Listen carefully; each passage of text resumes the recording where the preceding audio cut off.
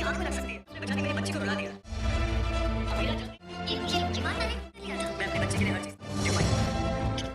दादी साहब अगली बार अरमान शांत हो जाएगा, लेकिन ये तो उसकी कंप्लीट। ये रिश्ता क्या कहलाता के आने वाले एपिसोड में आप लोग देखने वाले हैं कि आने वाले एपिसोड में अरमान आर्यन से कहता है कि ये कैसा खिलौना लेकर आए हो तुम, मेरी बेटी की आंख में भी लग सकता था।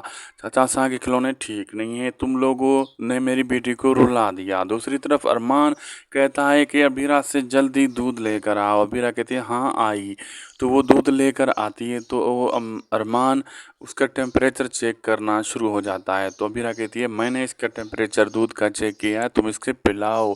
तो अरमान कहता है नहीं, मैं हर चीज़ अपनी बेटी के लिए डबल चेक करूँगा, मैं किसी पर एतबार नहीं कर सकता। तो अबीरा को गुस्सा आ जाता है। तो वो चाची वो दादी साँ से देखती है, उससे कहती है कि आपने तो कहा था अरमान शांत हो जाएगा कुछ दिन में, ये तो और भी ज़्यादा हमसे उलट कर रहा है।